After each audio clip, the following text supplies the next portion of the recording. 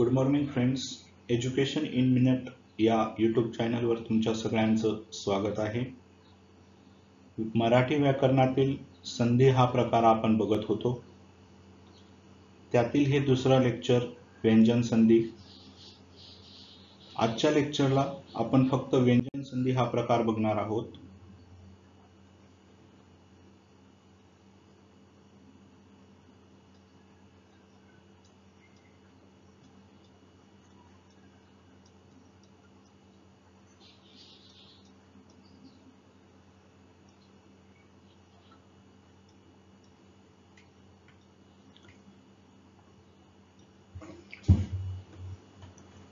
व्यंजन संधी बघण्याआधी मागच्या लेक्चरला झालेलं टॉपिक आपण 5 मिनिटात रिवाइज करू. मागच्या लेक्चरला आपण बघितलं संधी हा प्रकार. संधी या शब्दाचा अर्थ होतो जोडणे किंवा एकत्र करणे किंवा त्यांचा संयोग घडून आणणे. म्हणजे काय मित्रांनो, संधी. त्यात आपण संधीचे वेगवेगळे प्रकार बघितले. संधीचे वेगवेगळे प्रकार पडतात, जसे की स्वर संधी, त्यानंतर व्यंजन संधी, जी की आजच्या लेक्चरला आपण बघणार आहोत फक्त व्यंजन संधी, आणि यानंतरचं जे लेक्चर होईल त्यात फक्त विसर्ग संधी बघणार आहोत.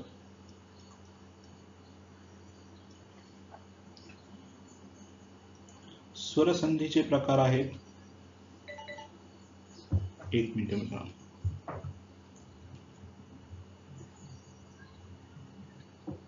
चला तर स्वर संधीचे प्रकार आहेत दीर्घादेश,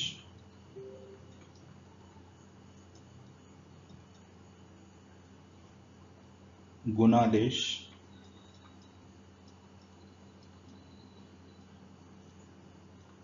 यनादेश,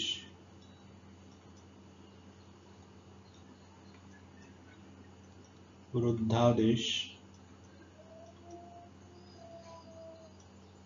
अयादी आदेश. हे सर्व प्रकार आपण मागच्या लेक्चरमध्ये उदाहरणासहित डिटेलमध्ये घेतलेला आहे. स्वर संधी हा प्रकार संधीच्या पहिल्या लेक्चरमध्ये झाला आहे. आजच्या लेक्चरला आपण फक्त व्यंजन संधी बघणार आहोत. व्यंजन संधीचे व्याख्या, डेफिनेशन हे मी पुढच्या स्लाइडमध्ये सांगणारच आहे, परंतु एक चार्ट टाईपमध्ये तुम्हाला त्यांचे प्रकार लक्षात यावे म्हणून सर्व प्रकार एक ठिकाणी लिहून देतो. स्वर संधीचे प्रकार आहेत दीर्घादेश, गुणादेश, यनादेश, वृद्धादेश आणि अयादी आदेश. व्यंजन संधीचे प्रकार आहेत प्रथम व्यंजन संधी, तृतीय व्यंजन संधी, त्यानंतर अनुनासिक व्यंजन संधी,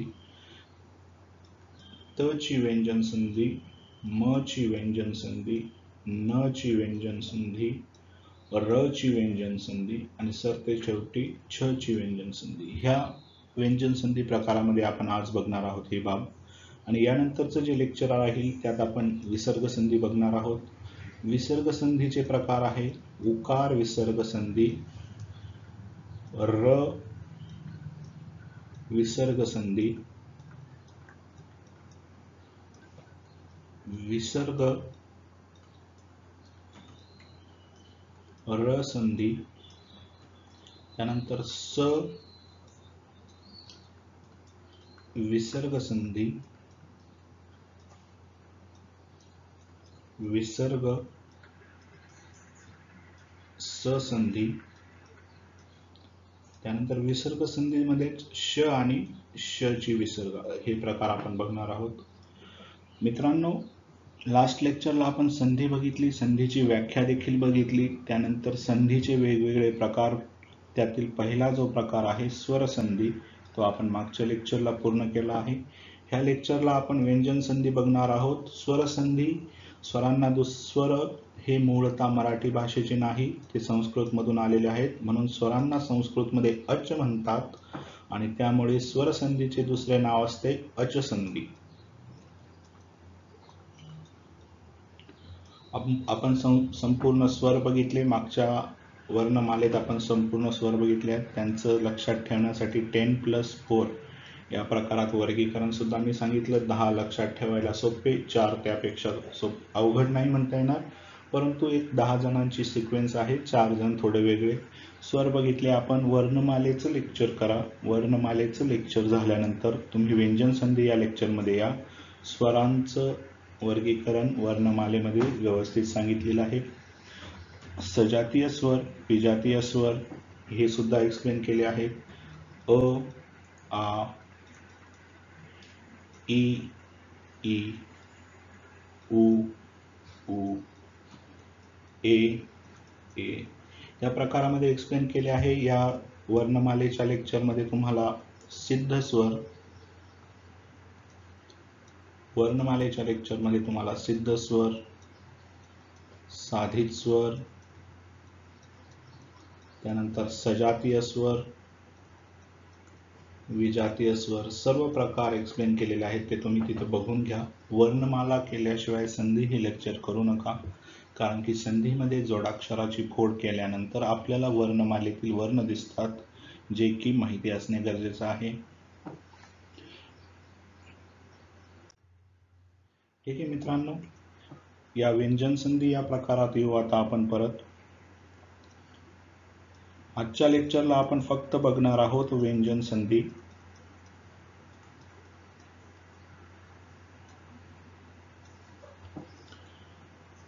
तुम्ही जर नोट डाऊन करून घेत असाल व्याख्या वगैरे, तर वेगवेगळ्या पेनाचा वापर करा, म्हणजे रिव्हिजन करताना तुम्हाला व्यंजन संधी किंवा इतर कोणताही प्रकार जो तुम्ही पेपरच्या दृष्टीने करता तो लक्षात ठेवणं सोपं जाईल. जसं स्वर हे मराठी भाषेतील मूळ नसून संस्कृत मधून आलेले आहेत आणि त्यांना अच असे म्हणतात, म्हणून स्वरांना दुसरं नाव आहे व्यंजन संधी. तसंच स्वरांना दुसरं नाव आहे अच संधी. तसेच व्यंजनांनाही दुसरं नाव आहे, ते आहे हलसंधी. व्यंजनांना काय म्हणतात? हलसंधी असे म्हणतात, किंवा सौरुत्व संधी.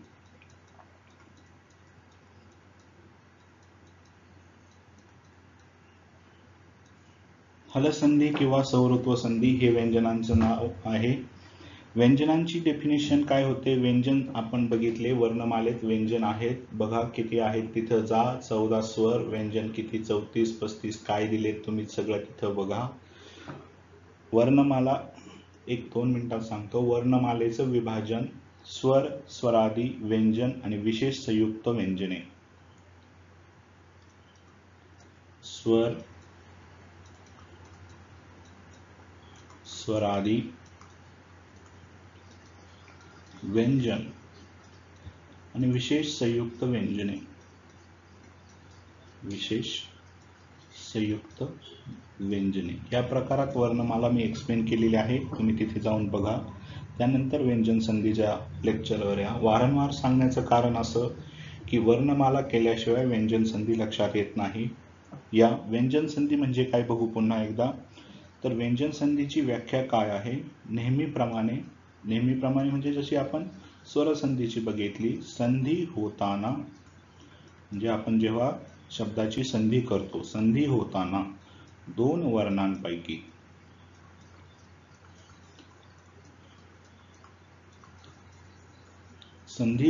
दोन वर्णांपैकी पहिल्या शब्दातील शेवटचा वर्ण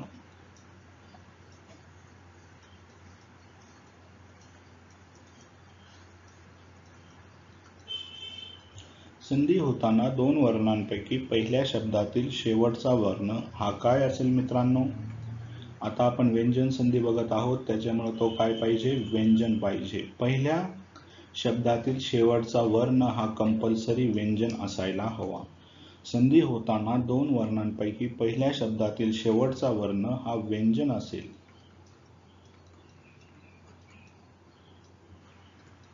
व दुसऱ्या शब्दातील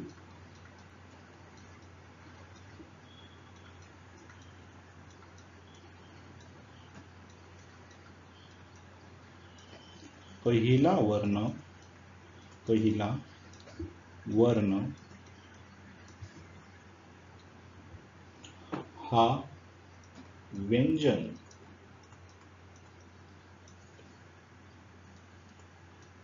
किंवा स्वर, हा व्यंजन किंवा स्वर असेल तर त्या संधीला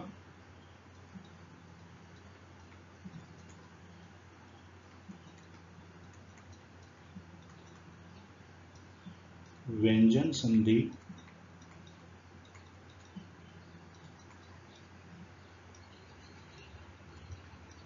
म्हणतात. बघा, संधी होताना दोन वर्णांपैकी पहिल्या शब्दातील शेवटचा वर्ण हा व्यंजन असेल व दुसऱ्या शब्दातील पहिला वर्ण व्यंजन किंवा स्वर असेल तर त्या संधीला व्यंजन संधी म्हणतात. काय म्हणतात? व्यंजन संधी असे म्हणतात.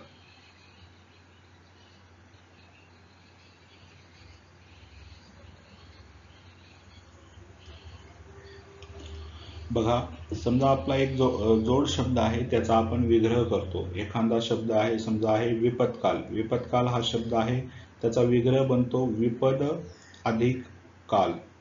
विपद अधिक काल. तर यात शेवटचा जो वर्ण आहे द आणि क, हा द काय आहे? व्यंजन आहे. क काय आहे? व्यंजन आहे. यापैकी पहिला व्यंजन असणं गरजेचं आहे, जे की उदाहरणा थ्रू तुम्हाला आणखी चांगल्या रीतीने लक्षात येईल. जे उदाहरण आपण नेक्स्ट स्लाइडवर घेणार आहोत मित्रांनो, त्या थ्रू तुम्हाला ते चांगलं लक्षात येईल. त्याआधी लक्षात घ्या, व्यंजन संधीचं जे सूत्र आहे ते ह्या व्याख्येवरून कसं बनतं? व्यंजन अधिक व्यंजन हे जर कॉम्बिनेशन असेल तर तिथे व्यंजन संधी असते. आणखीन काय? व्यंजन अधिक स्वर हे देखील कॉम्बिनेशन असेल तर दोन्ही ठिकाणी काय बनते मित्रांनो? व्यंजन संधी बनते. व्यंजन संधी बनते. हे व्यंजन संधीचं झालं जनरल इंट्रोडक्शन. व्यंजन संधी तुम्हाला सांगितलं, संधी होत असताना पहिल्या शब्दातील शेवटचा वर्ण व्यंजन आणि दुसऱ्या शब्दातील पहिला वर्ण स्वर किंवा व्यंजन असेल तिथे काय असणार? व्यंजन संधी असणार. व्यंजन संधीचे प्रकार उदाहरणासह समजून घेण्या अगोदर तुम्हाला एक वर्णमालेतील मी चार्ट समजून सांगतो, जो की खूप महत्त्वाचा आहे. त्यावरून व्यंजन संधीचे प्रकार आपल्याला क्लिअर होतात. परत एकदा 2 मिनिटात. व्यंजन संधीला काय म्हणतात? हलसंधी आणि संवृत्व संधी. पहिल्या शब्दातला शेवटचा वर्ण, दुसऱ्या शब्दातला पहिला वर्ण, व्यंजन आणि व्यंजन किंवा व्यंजन प्लस स्वर हे त्याचं कॉम्बिनेशन. त्यानंतर आता आपण बघणार आहोत व्यंजन संधीचा प्रकार. त्याआधी वर्णमालेतील एक छोटासा टॉपिक मी तुम्हाला एक्सप्लेन करतो. बघा, आपण वर्णमाले बघितली होती. वर्णमालेमध्ये कठोर व्यंजन,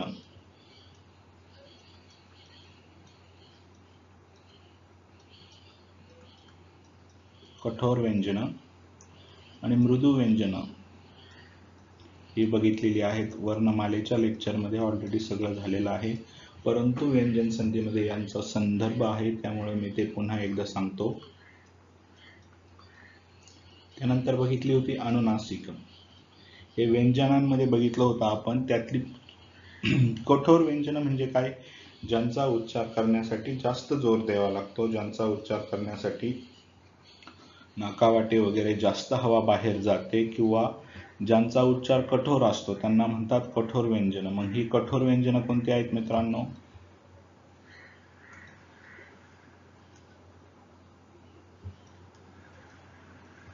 कठोर व्यंजन आहेत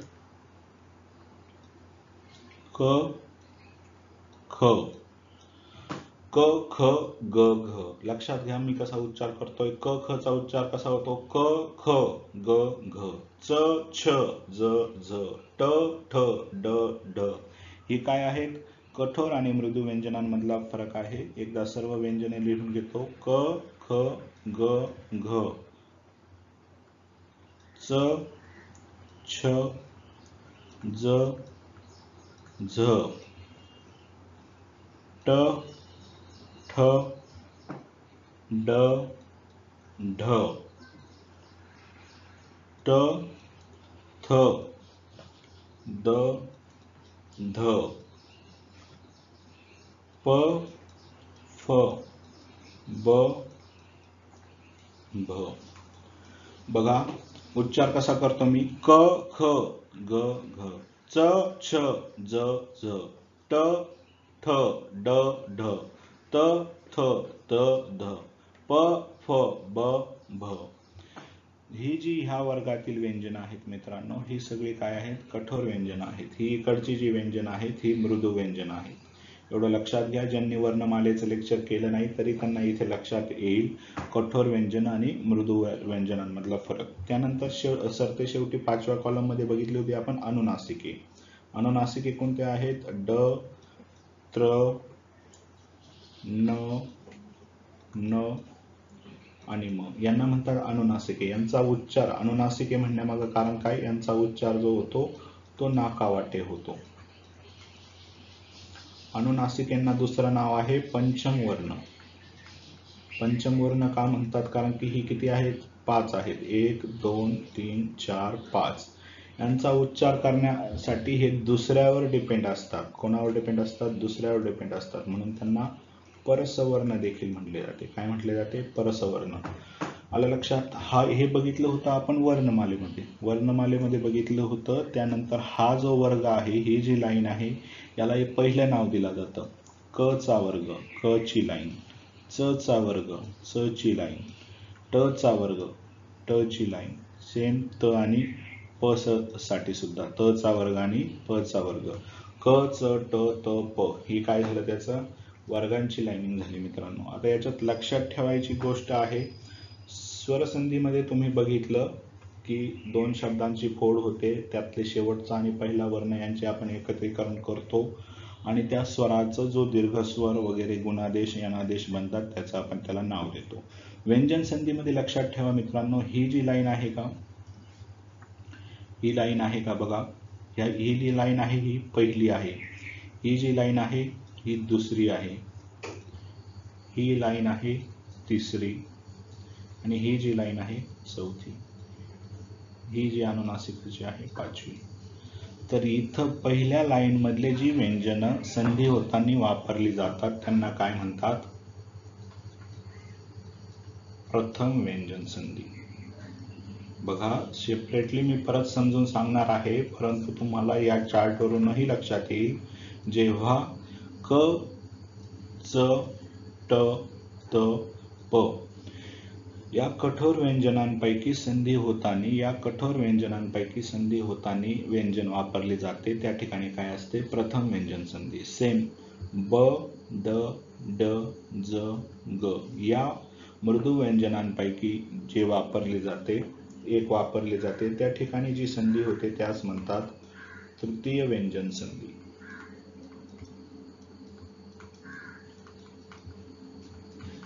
त्यानंतर तेच सेम पुढे मित्रांनो, अनुनासिके ड, त्र, न, न, म ही अनुनासिके जिथे वापरली जातात त्यास म्हणतात अनुनासिक व्यंजन संधी.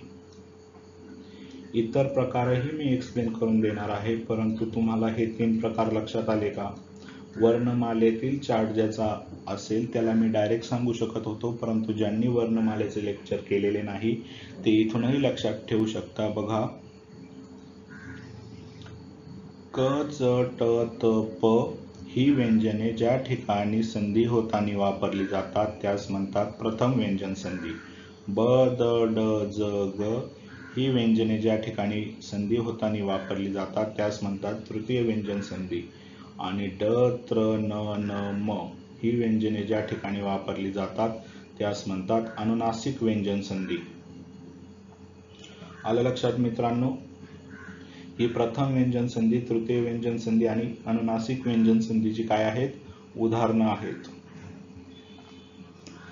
तर याची आपण जी आहे ती पुढे जाऊन काय बघणार आहोत, उदाहरणं बघणार आहोत. लक्षात घ्या पुन्हा एकदा, क, च, ट, त, प, ब, द, ड, ज, ग, ड, त्र, न, न, म हे काय आहेत, प्रथम व्यंजन संधी, तृतीय व्यंजन संधी आणि अनुनासिक व्यंजन संधी ओळखण्याची ट्रिक आहे. लक्षात घ्या.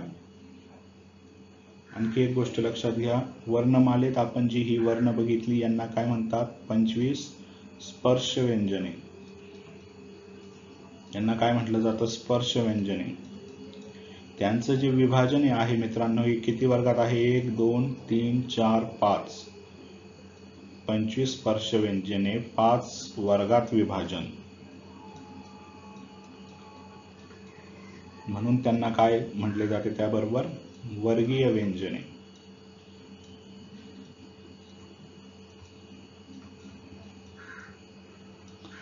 ही कठोर आहे यांचा उच्चार म्हणून यांना म्हणतात कठोर व्यंजने. यांचा उच्चार मृदू आहे म्हणून मृदू व्यंजने. यांचा उच्चार नाकावाटे होतो म्हणून अनुनासिक. कठोर व्यंजन खालीलपैकी कोणतं? मृदू व्यंजन कोणतं? किंवा खालीलपैकी अनुनासिक ओळखा, असा प्रश्न बऱ्याच वेळा पोलीस भरतीच्या एक्झामला येऊन गेलेला आहे. अनुनासिक ओळखण्यासाठी मुख्यतः विचारतात बऱ्याच वेळा. त्यामुळे तुम्ही ह्या गोष्टीही परफेक्ट करा व्यंजन संधी करताना. ठीक आहे, आता एक एक प्रकार आपण बघू व्यंजन संधीचा.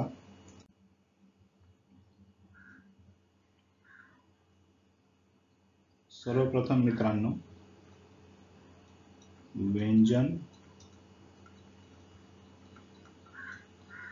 व्यंजन संधीचे प्रकार.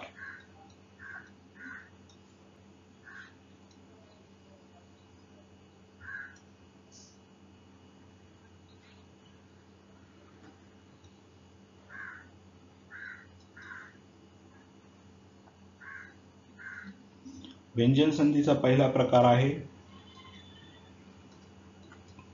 प्रथम व्यंजन संधी.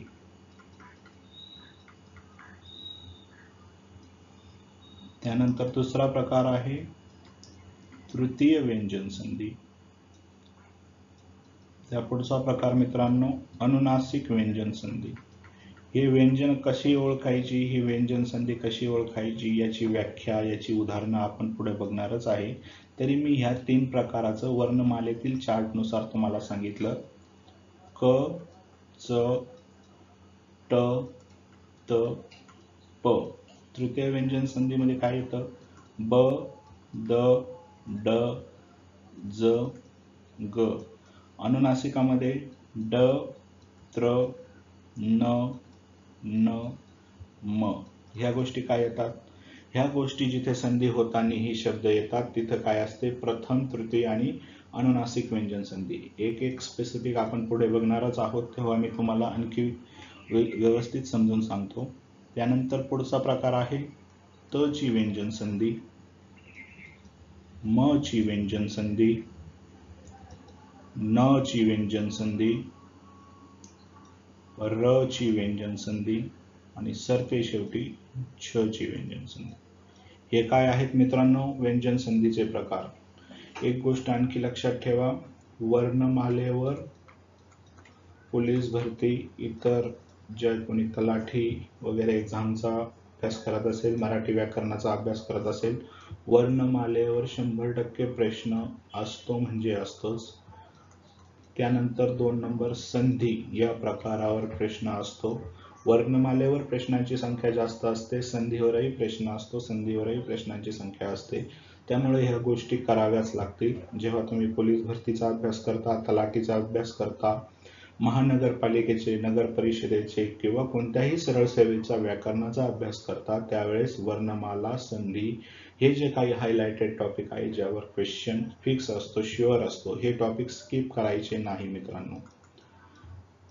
मराठी व्याकरणाच्या पहिल्या लेक्चरमध्ये मी सांगितलं होतं, आपल्याला जे जे करायचं ते लेक्चर बघून घ्या. त्या लेक्चरमध्ये आहे मराठी व्याकरणाची वेटेज, कोणता टॉपिक किती मार्कला आहे ते त्यामध्ये मी एक्सप्लेन केलेलं आहे. त्यानंतर बघू, चला आता पहिला प्रकार बघू आपण, प्रथम व्यंजन संधी. 1 by 1 व्यंजन संधीचे सगळे प्रकार बघू उदाहरणासहित.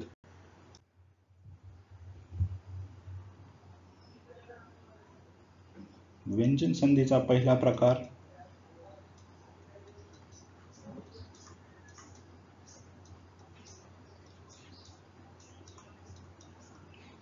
प्रथम व्यंजन संधी आज आपण बघत आहोत.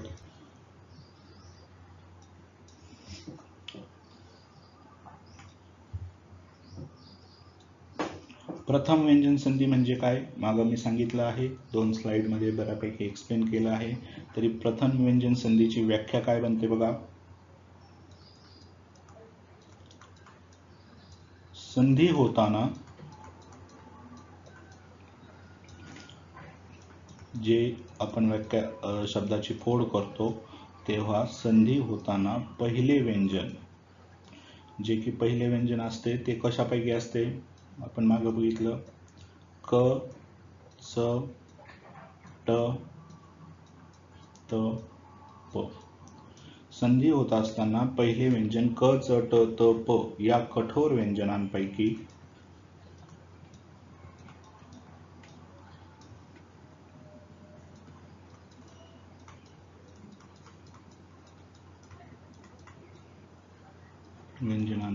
एक असते.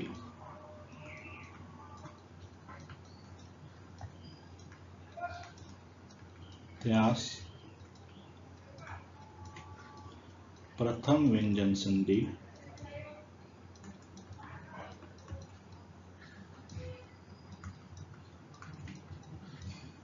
असे म्हणतात. बघा डेफिनेशन काय आहे. संधी होताना पहिले व्यंजन क, च, ट, त, प या कठोर व्यंजनांपैकी एक असते, त्यास प्रथम व्यंजन संधी म्हणतात. म्हणजेच काय मित्रांनो, क, च, ट, त, प ही 5 व्यंजने त्या जोडाक्षरात काय येतात, 5 व्यंजने जोडाक्षर म्हणून येतात.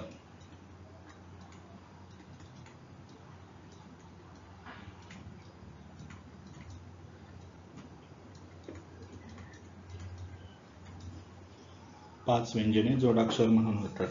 प्रथम व्यंजन संधीचा फॉर्म्युला काय आहे बघा. प्रथम व्यंजन संधीचा फॉर्म्युला मी सांगतो.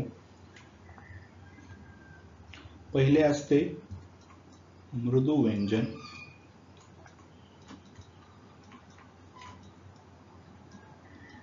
त्याच्या जोडीला असते कठोर व्यंजन,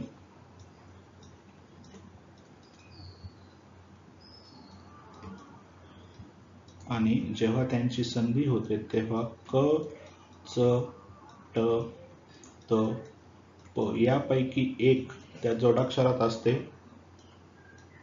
आणि पुढे असते कठोर व्यंजन. हे असं जिथं कॉम्बिनेशन दिसेल तिथे डोळे झाकून लिहायचं मित्रांनो, प्रथम व्यंजन संधी. हा झाला प्रथम व्यंजन संधीची ट्रिक किंवा फॉर्म्युला. ठीक आहे. ही डेफिनेशन थ्रू बघितलं आपण प्रथम व्यंजन संधी. परंतु जेव्हा संधी म्हणल्यावर बहुधा काय करायची, उदाहरणं करायची. उदाहरणातूनच संधी बऱ्यापैकी कळते. त्यामुळे आपण उदाहरणं घेऊ. प्रत्येक स्पेसिफिक प्रकाराची, सगळ्या प्रकाराची उदाहरणं घेतली जातील. त्याच्यावरून तुम्हाला आणखी सोपं संधी कळून जाईल.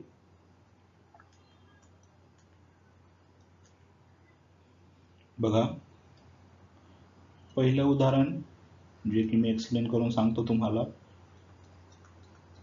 आपत्काल. दुसरं उदाहरण आहे मित्रांनो विपत्काल.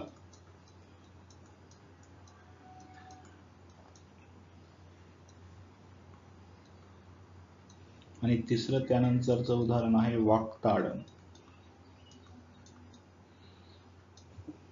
आता ही सर्व प्रथम व्यंजन संधीची उदाहरणं आहेत. लक्षात घ्या. म्हणजे याच्यात एक गोष्ट तर फिक्स आहे, यांच्यात क, च, ट, त, प यापैकी विग्रह केल्यानंतर एक बनणार. बऱ्याच वेळा खालील शब्दाचा विग्रह करा. तुम्हाला शब्द दिला जातो आपत्काल आणि त्याचा विग्रह विचारतात. वेगवेगळा आपदकाल प्लस आपतकाल अशी वेगवेगळे विग्रह असतात. त्यामुळे तुमचा अभ्यास करताना शब्दसमूह सुद्धा तितका स्ट्रॉंग पाहिजे, जे की मराठी व्याकरण आणखी सोपं करतं आणि तुम्हाला स्कोर करतं. बघा, आपत्काल या शब्दाचा विग्रह असा बनतो, आपद प्लस काल. तर आपण जसं संधीमध्ये बघितलं तसंच इथं करायचं मित्रांनो. आपद काल, द आणि क. पहिल्या शब्दातला शेवटचा वर्ण आहे द, दुसऱ्या शब्दातला पहिला वर्ण आहे क. परंतु इथं काय होतं मित्रांनो, आपदकाल म्हणत नाही आपण काय म्हणतो, आपत्काल, आपतकाल. आपदकाल म्हणत नाही. द आहे इथं, जेव्हा विग्रह करतो तेव्हा द प्लस क आहे. पण जेव्हा आपण शब्दात त्याचा उच्चार बघतो तिथं त आहे, म्हणून काय होतं, इथं द चा बनतो मित्रांनो त बनतो, आणि त प्लस क, जो की शब्दात वापरला जातो त ला क. पुन्हा एकदा लक्षात घ्या, हा आपत्काल शब्द आहे मित्रांनो. आपत्काल शब्दाचा विग्रह झाला आपद प्लस काल. इथं द आणि क, पहिल्या शब्दातला शेवटचा वर्ण आहे द, दुसऱ्या शब्दातला पहिला वर्ण आहे क, ज्याचा आपण विग्रह करून इथं लिहून घेतलं द आणि क. परंतु द चा हा शब्दात उच्चार नाही आहे. इथं द चा काय झाला मित्रांनो, त झाला आहे. द चा वापर न करता इथं त वापरला आहे. त आपत काल. म्हणजे बघा क च ट त प, यात काय झाला, त चा वापर करण्यात आला. क ला तो जोडून आला. त क च ट त प यापैकी एक आहे. पहिले जे व्यंजन आहे ते मृदू आहे, दुसरे व्यंजन कठोर आहे. क च ट त प प्लस कठोर व्यंजन, म्हणजे जे कॉम्बिनेशन मागच्या याला फॉर्म्युला सांगितला ते बरोबर बसतं. यानुसार आपत्काल हे उदाहरण प्रथम व्यंजन संधीचे आहे, हे आपल्याला लक्षात येते. त्यानंतर दुसरं सेम तसाच शब्द दिला आहे, स्वतः विग्रह करून बघा. आधी सोडवण्याआधी मी एक्सप्लेन करण्याआधी बघा तुम्हाला जमतोय का, लेक्चर पॉज करून सेम याच्यात करा. जेव्हा तुम्ही मित्रांनो असा स्वतः विग्रह करायला शिकशाल तेव्हाच तुम्हाला संधी जमेल. संधीमध्ये 50, 100, 80 काय तुम्हाला वाटेल तेवढे शब्द घ्या, त्याचा विग्रह करा, ती संधी ओळखा, पेपरला मार्क जाणार नाही तुमचे. या विपत्काल शब्दाचा विग्रह असा होतो, विपद प्लस काल. सेम शेजारच्या सारखं, पहिल्या शब्दातला शेवटचा वर्ण आहे द, दुसऱ्या शब्दातला पहिला वर्ण आहे क, परंतु विपत्कालमध्ये द चा काय होतोय, त होतोय, त प्लस क, आणि तो जोडाक्षर म्हणून वापरला जातोय त ला क. बघा विपत्काल, त्याचा विग्रह आहे विपद अधिक काल, पहिल्या शब्दातला शेवटचा वर्ण द प्लस क, द चा काय झाला इथे त झालेला आहे, आणि तोच मित्रांनो त ला क वापरला गेला आहे शब्दात, इथं विपत्काल. आलं लक्षात, हा झाला विग्रह. ही प्रथम व्यंजन संधी, व्यंजन संधीत आहे, आपत्कालमध्ये व्यंजन संधी आहे, परंतु त्यात काय आहे, प्रथम व्यंजन संधी आहे. विपत्कालमध्ये व्यंजन संधी आहे, परंतु काय आहे, प्रथम व्यंजन संधी आहे. वागताडन या शब्दाकडे या. वागताडन या शब्दाचा विग्रह होतो वाघ प्लस ताडन. हा शब्द समजा पोलीस भरतीला आला तर तुम्हाला वेगवेगळे ऑप्शन देतील. वागताडन शब्दाचा विग्रह करा, वाघ प्लस ताडन, वाक प्लस ताडन, वाक्त प्लस डन, किंवा वाक द प्लस ताडन. असा विग्रह विचारतात मित्रांनो पोलीस भरती, तलाठी वगैरे. खालील शब्दाचा विग्रह करा, वेगवेगळे ऑप्शन देतात. यात वागताडन चुकीचं आहे, वागतडन चुकीचं आहे, वागतडाटाडन चुकीचं आहे. यात बरोबर जे आहे ते फक्त आणि फक्त वाघ प्लस ताडन हा विग्रह आहे. म्हणून तुम्हाला विग्रह सुद्धा जमला पाहिजे. विग्रह जमल्यानंतर बऱ्याचशा गोष्टी क्लिअर होतात, त्यामुळं विग्रह जमणं ही खूप महत्वाचं आहे. विग्रहावर क्वेश्चन विचारला जातो, पेपरला असतो. पोलीस भरतीच्या याला विग्रह आणि संधी हे जमण्यासाठी तुमचं काय पाहिजे, क्लिअर, तुमचा शब्दसमूह क्लिअर पाहिजे. चला या परत वागताडन शब्दाकडे या. वागताडन, पहिल्या शब्दातला शेवटचा वर्ण आहे ग प्लस दुसऱ्या शब्दातला पहिला वर्ण आहे त, ग आणि त. बघा ग चा काय होतो, क होतोय शब्द. बघा वागताडन, ग चा काय झाला, क झाला. परत त तसाच, आणि शब्द कसा वापरला गेला, क ला त, हा इथे वापरण्यात आला मित्रांनो. सॉरी, ग ऐवजी क वापरण्यात आला, वागताडन. बघा आपण 3 उदाहरणं बघितली, तिन्ही उदाहरणं जी आहेत ती प्रथम व्यंजन संधीची आहेत. आपत्काल, विपत्काल आणि वागताडन. या तिन्ही मध्ये काय झालेले दिसते आपल्याला, प्रथम व्यंजन संधी दिसते. व्यंजन संधी या प्रकारास आपण सुरुवात केलेली आहे. व्यंजन संधीमध्ये प्रथम व्यंजन संधी, तृतीय व्यंजन संधी, अनुनासिक त म न र छ ह्या व्यंजन संधी आपण बघत आहोत. त्यात आपण बघितली सगळ्यात आधी प्रथम व्यंजन संधी. आता यापुढे आपण बघणार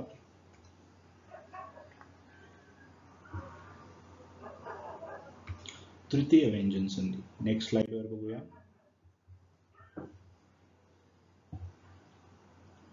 दुसरा प्रकार व्यंजन संधीतला मित्रांनो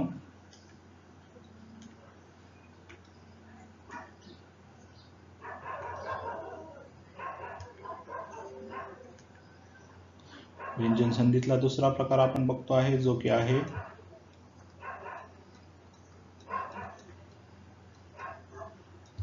तृतीय व्यंजन संधी।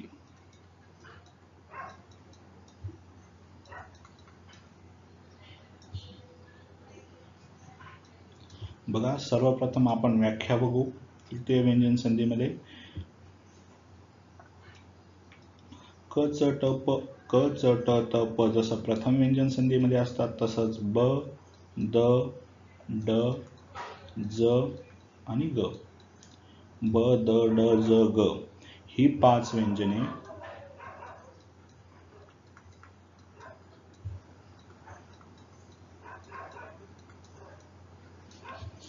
संधी झाल्यानंतर जोडाक्षरात येतात।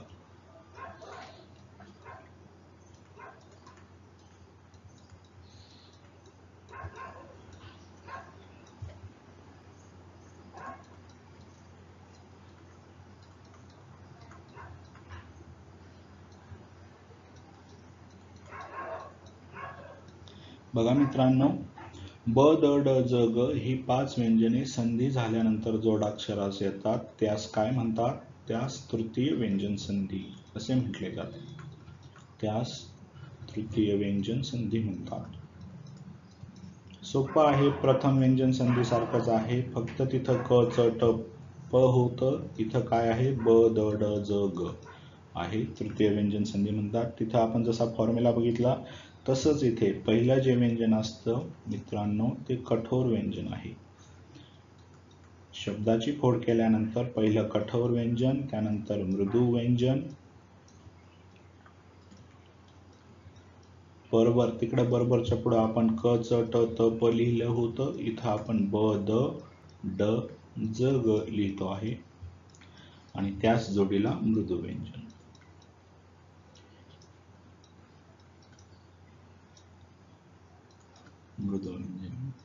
शब्दाची फोड केल्यानंतर हा असा प्रकार दिसल्यास तिथं तृतीय व्यंजन संधी लक्षात घ्यायची।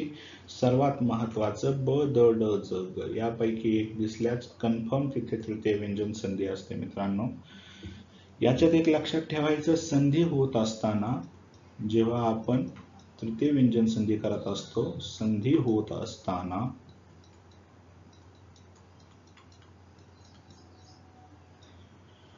पहिल्या व्यंजनांच्या जागी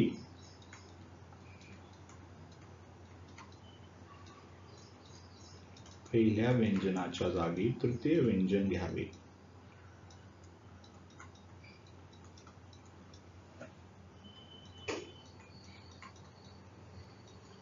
पहिल्या व्यंजनांच्या जागी कोणतं व्यंजन घ्यायचं आहे? तृतीय व्यंजन घ्यायचं आहे। तिथं काय असते? तृतीय व्यंजन संधी। याची उदाहरणं बघणार आहोत।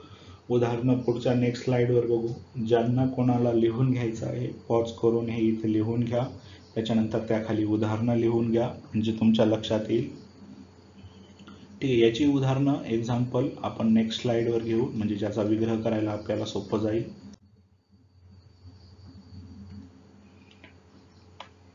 बघा तृतीय व्यंजन संधीचे उदाहरण बघत आहोत आपण इथे। पहिलं उदाहरण बघूया,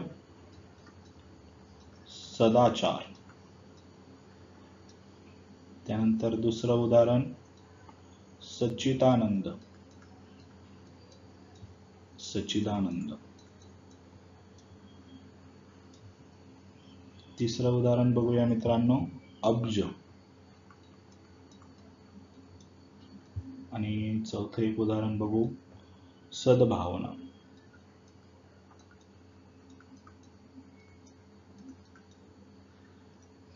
ही 4 उदाहरणं बघू मित्रांनो। बघा त्यांचा विग्रह करून देतो आणि तुम्हाला समजून सांगतो। ही 4ही उदाहरणं तृतीय व्यंजन संधीची आहे।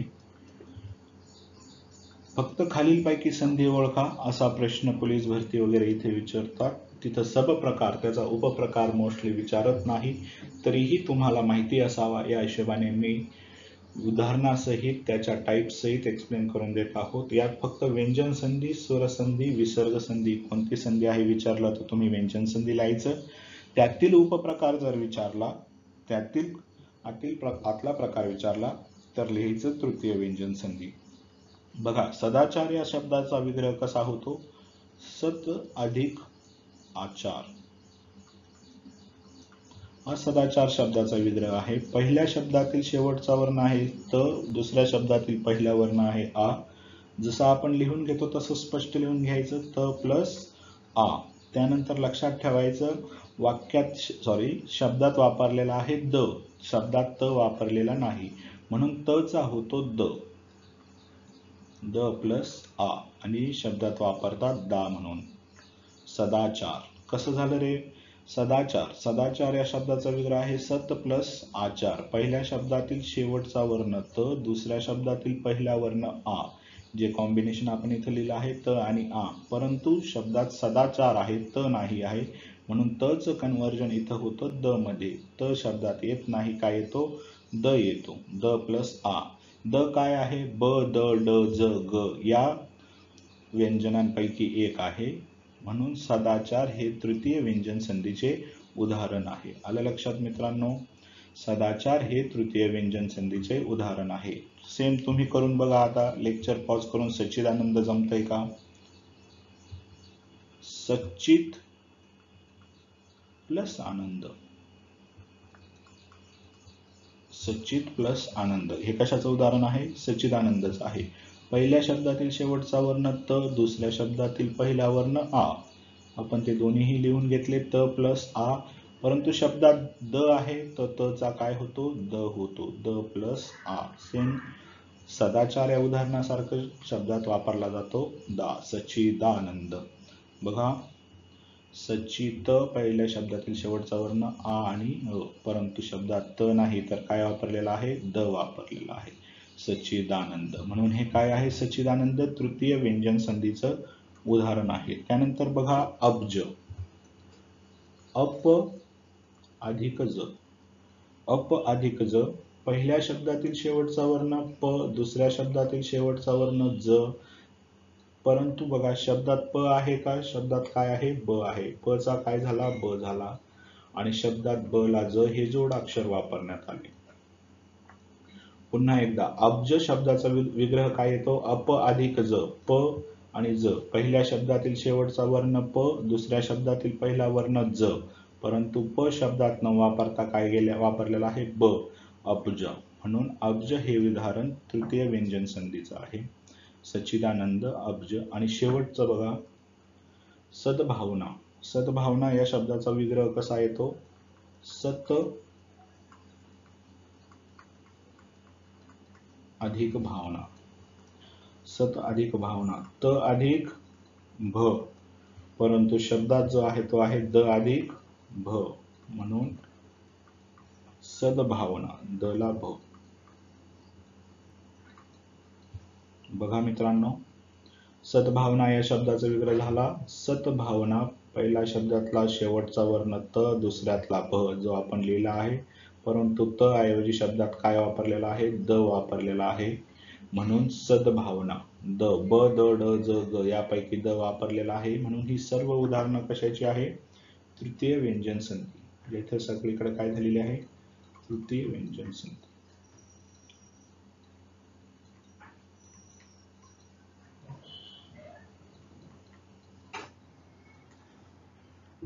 चला, तृतीय व्यंजन संधी आलं लक्षात. या आधी प्रथम व्यंजन संधी आलं लक्षात. आता पुढच्या याच्यात आपण बघूया अनुनासिक व्यंजन संधी.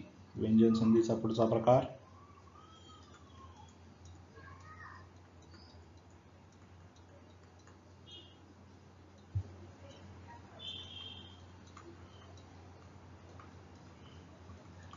अनुनासिक व्यंजन संधी.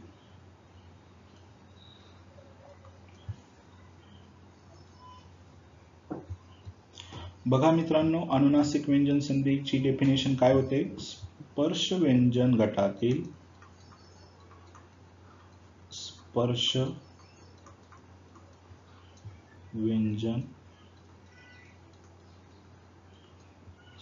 व्यंजन गटातील व्यंजनांसमोर अनुनासिक आता काय आहे तुम्हाला माहिती आहे. स्पर्श व्यंजन गटातील अनुनासिकासमोर अनुनासिक आले तर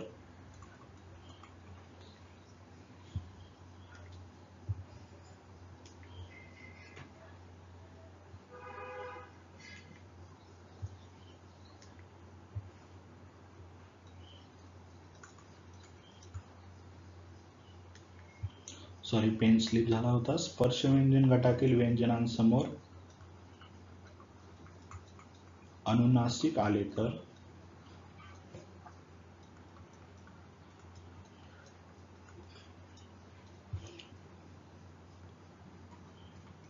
पहिल्या व्यंजनाऐवजी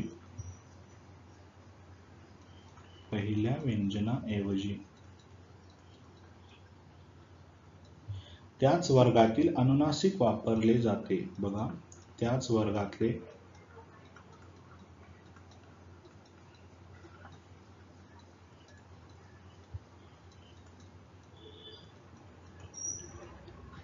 अनुनासिक वापरतात.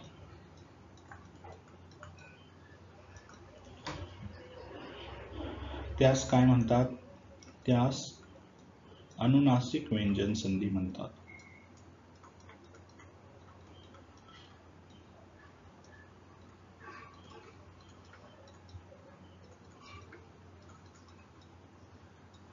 त्यास अनुनासिक व्यंजन संधी असे म्हणतात. बघा मित्रांनो, स्पर्श व्यंजन गटातील व्यंजनांसमोर अनुनासिक आले तर पहिल्या व्यंजनांऐवजी त्याच वर्गातले अनुनासिक वापरतात. त्यास काय म्हणतात? अनुनासिक व्यंजन संधी म्हणतात. इथे एक अनुनासिक व्यंजन संधी लक्षात ठेवायची एक ट्रिक लक्षात ठेवा. शब्दरचना जी होते ती अनुनासिक व्यंजन संधीमध्ये कशी लक्षात ठेवायची? इथं काय असतं? दोन्ही अनुनासिके असतात. दोन्ही अनुनासिके असतात आणि ते काय असतात? जोडाक्षर म्हणून येतात. अनुनासिक व्यंजन संधीमध्ये दोन्ही अनुनासिके जोडाक्षर म्हणून येतात. तिथं अनुनासिक व्यंजन संधी होते. अनुनासिके कोणते आहेत? ड, त्र, न, न, म ही काय आहेत? अनुनासिके. त्यांना काय म्हणतात? पंचम वर्ण आणि परसवर्ण. पंचम वर्ण आणि परसवर्ण.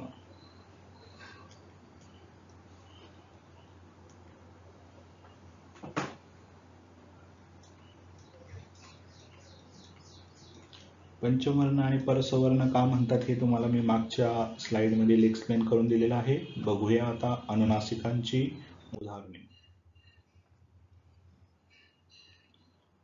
बघा मित्रांनो, अनुनासिकेची उदाहरणे बघू. अनुनासिक व्यंजन संधीची. तर पहिलं उदाहरण आहे चिन्मय. दुसरं उदाहरण आहे तन्मय. दोन्ही मुद्दामून सेम प्रकारातली दिली. मी चिन्मय केल्यानंतर तुम्ही तन्मयचा विग्रह करून बघा. त्यानंतर तिसरं उदाहरण आहे जगन्नाथ. चिन्मय, तन्मय, जगन्नाथ. त्यानंतर आणखी एक बघू वाङ्मय.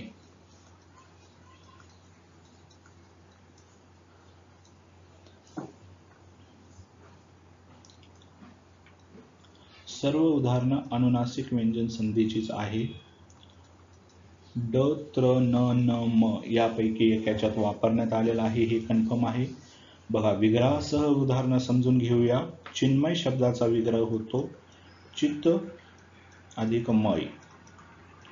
पहिल्या शब्दातील शेवटचा वर्ण आहे त, दुसऱ्या शब्दातील पहिला वर्ण आहे म. परंतु बघा, शब्दात कुठं त चा उल्लेख दिसतो का? नाही. न चा उल्लेख आहे, म्हणून त च्या ऐवजी न शब्दात वापरलेला आहे. शब्दात जोडाक्षर वापरलं जातं न ला म. बघा, चिन्मय शब्द. चिन्मय शब्द कशाचं उदाहरण आहे? अनुनासिक व्यंजन संधीचं. पहिल्या शब्दातील शेवटचा वर्ण त, दुसऱ्या शब्दातील पहिला वर्ण म जो असा विग्रह दाखवतो. परंतु शब्दात कुठेही त चा उल्लेख आपल्याला दिसत नाही. म्हणजे त च्या ऐवजी काय वापरण्यात आलेला आहे? न वापरण्यात आलेला आहे मित्रांनो, चिन्मय. बघा, चिन्मय हे उदाहरण अशापैकी अनुनासिक व्यंजन संधीचं असते. त्याच्यानंतर असतो तन्मय. काय आहे? तन्मय. तन्मय शब्दाचा विग्रह कसा येतो? तन्मय शब्दाचा विग्रह कसा येतो? तत अधिक मय. तत अधिक मय. असा तन्मय शब्दाचा विग्रह आहे मित्रांनो. सेम आपण त पहिल्या शब्दातील शेवटचा वर्ण त, दुसऱ्या शब्दातील पहिला वर्ण आहे म, परंतु त चा उल्लेख कुठेही तन्मय या शब्दात दिसत नाही. त च्या ऐवजी काय वापरण्यात आलेला आहे? माफ करा, त च्या ऐवजी न वापरण्यात आलेला आहे. शब्दात न अधिक म आहे, म्हणून हे तृतीय व्यंजन संधीचं उदाहरण आहे. चिन्मय, तन्मय. त्यानंतर पुढचं उदाहरण बघूया, जगन्नाथ. काय बघू? जगन्नाथ.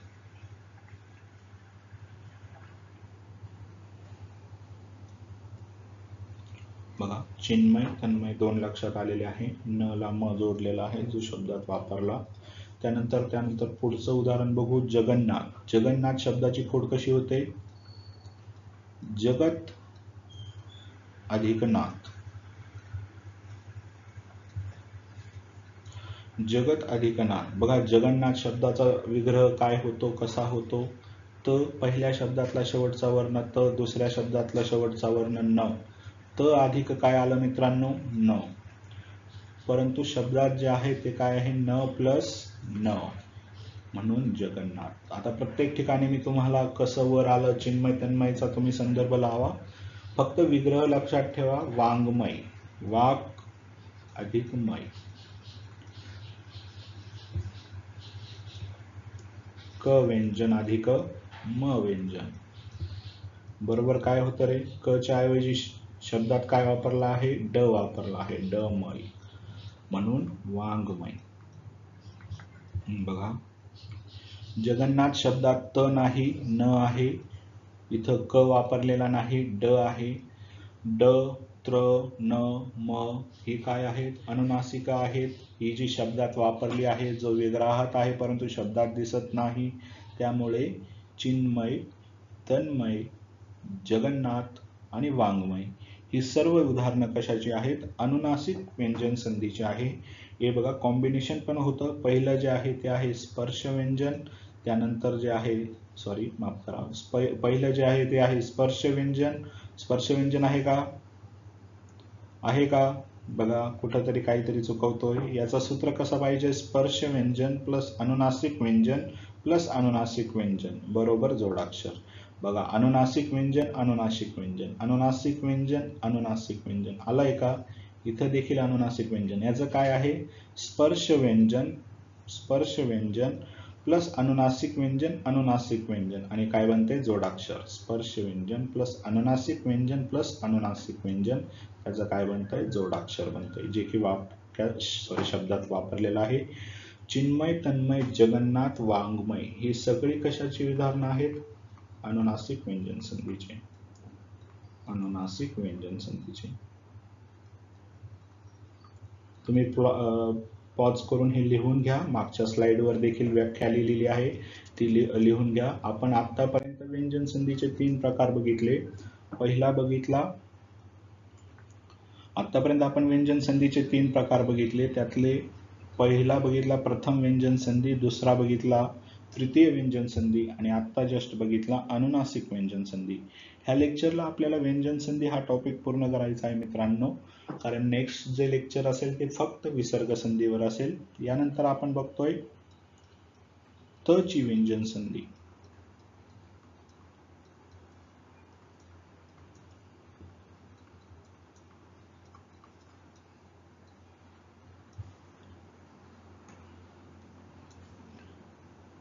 त ची व्यंजन संधी. त ची व्यंजन संधी आपण उदाहरणा थ्रू समजून घेऊया. त च्या व्यंजन संधीची उदाहरणं कोणती आहेत बघा. पहिलं उदाहरण आहे उच्चारण. दुसरं उदाहरण आपण बघू उच्छेद.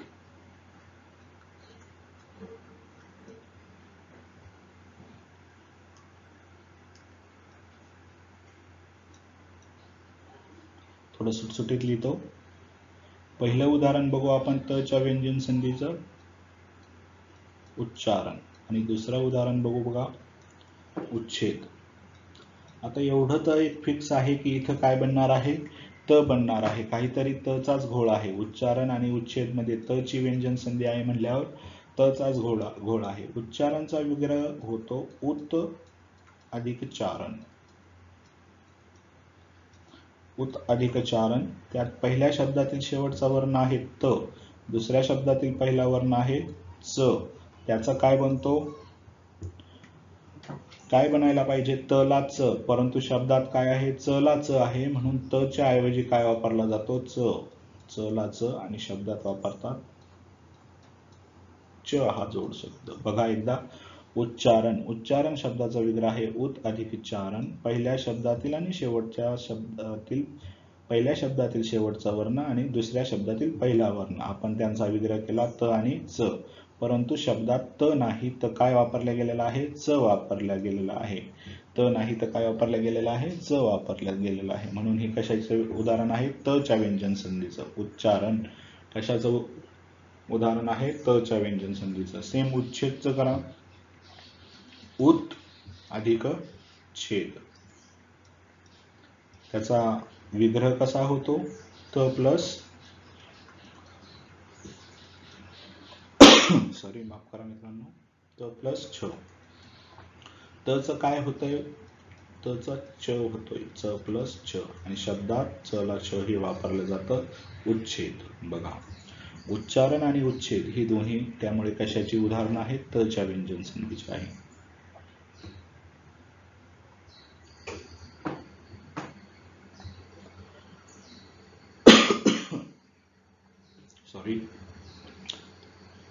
चला, त च्या व्यंजन संधीचं आणखी उदाहरण बघू पुढच्या स्लाइडवर.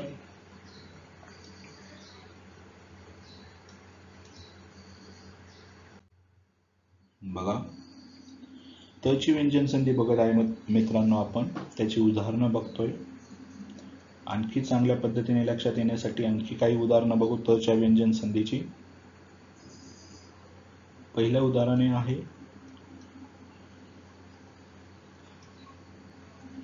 जगत जेता. त्यानंतर दुसरं उदाहरण बघूया उज्ज्वल.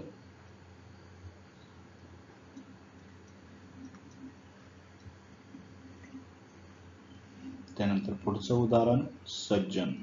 सर्व उदाहरणं ही त च्या व्यंजन संधीची आहे. बघा, त्यांचा विग्रह करून मी तुम्हाला ते समजून सांगतो त्याच्यात काय होतंय नेमकं. जगत जेता या शब्दाचा विग्रह कसा बनतो? जगत अधिक जेता. हा जगत जेता या शब्दाचा विग्रह आहे. नेहमीप्रमाणे ठरल्याप्रमाणे पहिल्या शब्दातील शेवटचा वर्ण त, दुसऱ्या शब्दातील पहिला वर्ण ज, हे असं लिहून घ्यायचं. सुरुवातीला हे सगळं लिहूनच घेत जा, त्याच्याशिवाय संधी परफेक्ट होत नाही. परंतु शब्द याच्यात बघा, त चा काय झाला आहे? ज झाला आहे, ज प्लस ज, आणि ते शब्दात वापरलेला काय आहे?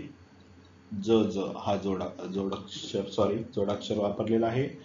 तर इथं लक्षात घ्या, त आणि ज, इथे लक्षात घ्या, त आणि ज वापरण्यात आले, परंतु त हा शब्दात वापरण्यात नाही आला. त्याच्याऐवजी काय वापरण्यात आला? ज वापरण्यात आला. आणि इथं कोणती व्यंजन संधी झाली? त्यामुळे त ची व्यंजन संधी झाली. सेम उज्ज्वल. या 3 उदाहरणं घ्यायचं कारण सुद्धा वेगळं आहे. तुम्ही सरते शेवटी बघा, मी एक नियम आणखी समजून सांगेल. उत अधिक ज्वल, विग्रह कसा झाला याचा? उज्ज्वलचा उत अधिक ज्वल. सेम शेजारचा जगजेताचा जसं उदाहरण विग्रह केला तसंच करायचं. आणि वापरण्यात काय आलेलं आहे? ज प्लस ज च काय वापरण्यात आलं मित्रांनो? ज ला ज. सेम सज्जन शब्दाचं करा तुम्ही आता लेक्चर बघता बघता. सत अधिक जन, सत अधिक जन, त प्लस ज. सगळीकडे सेमच आहे. सगळे उदाहरणं एकाच पट्टीतील आहे. तुम्हाला काहीतरी लक्षात समजून सांगायचं त्यामुळं ती घेण्यात आली. बघा, नियम काय आहे मित्रांनो? नियम आहे त या वर्णापुढे, त या वर्णापुढे ज किंवा झ, ज किंवा झ आल्यास, त या वर्णापुढे ज किंवा झ आल्यास त्याचा ज ला ज किंवा झ होतो. हा नियम आहे. त ची व्यंजन संधी करताना त या वर्णापुढे ज किंवा झ आल्यास त्याचा ज ज किंवा झ झ असा होतो, जो शब्दात वापरला जातो. याला काय म्हणतात? त च्या व्यंजन संधीची उदाहरणं जगत जेता, उज्ज्वल आणि सज्जन हे बघितले आपण. झचं उदाहरण बघायचं असेल तर तुम्हाला एक उदाहरण तुम्ही त्याचा विग्रह करून बघा. थोडं खाली लिहायला जरा अडचण येत आहे त्यामुळे लिहितो. सरज झंझावत यात ज झचं कॉम्बिनेशन आहे. नियम पुढच्या याच्यात सांगतो बघा, स्लाइड मध्ये घेऊन. नियम काय सांगतो हे बघा. त या वर्णापुढे ज, त या वर्णापुढे झ या दोन्ही पैकी एक आल्यानंतर त्याचं कॉम्बिनेशन ज प्लस ज किंवा ज प्लस झ असं होतं, जे की शब्दात ज ला ज किंवा ज ला झ अशा पद्धतीने वापरलं जातं. हा त च्या व्यंजन संधीतला नियम आहे, जो की आपण मागं बघितला. पहिला नियम बघितला ज्याच्यात काय बनलं रे मित्रांनो, ज ला ज आणि ज ला झ. आलं लक्षात? नियम काय बनला, त या वर्णापुढे ज किंवा झ यापैकी एक आल्यानंतर त्याचं असं कॉम्बिनेशन होतं आणि ज झ किंवा ज झ असा तो शब्दात वापरला जातो. हा झाला त च्या व्यंजन संधीतला पहिला नियम. आलं लक्षात? लिहून घ्यायचा असेल तर लिहून घ्या.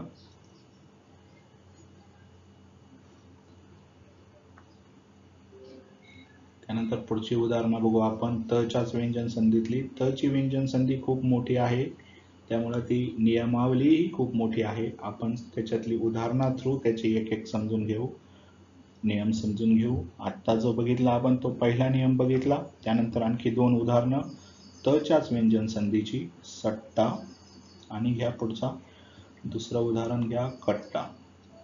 एकाच याच्यातली दिलेली आहे उदाहरणं, त्यासाठी कारणही आहे. बघा, सट्टा या शब्दाचा विग्रह होतो सत अधिक टा. सत अधिक टा काय आहे, त आणि ट चं कॉम्बिनेशन आहे, जे की बनतं ट ला ट. कट्टा काय आहे, कत अधिक टा. पुन्हा एकदा त आणि ट चं कॉम्बिनेशन आहे, ज्याचं काय बनतं ट आणि बघा कशाचं, सॉरी, त आणि ट चं कॉम्बिनेशन आहे, ज्याचं काय बनतं ट ला ट किंवा ट ला ट. दोन्हीही बरोबर आहे. शब्दात मी खाली विग्रह करताना ट खाली दाखवला, दोन्हीही बरोबर आहे. बघा, सट्टा आणि कट्टा इथं आपण बघितलं, त ऐवजी काय वापरण्यात आला आहे, ट वापरण्यात आला आहे. त ऐवजी काय वापरण्यात आला आहे, ट वापरला. म्हणून इथंही सट्टा व कट्टा त च्या व्यंजन संधीची उदाहरणं आहेत.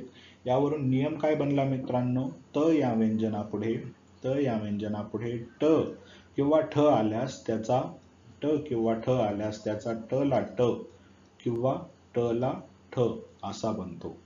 आलं लक्षात? म्हणजे मागचा नियम आपण बघितला, सेम त्या पॅटर्न मध्ये जर लिहायचं म्हणलं तर त या व्यंजनापुढे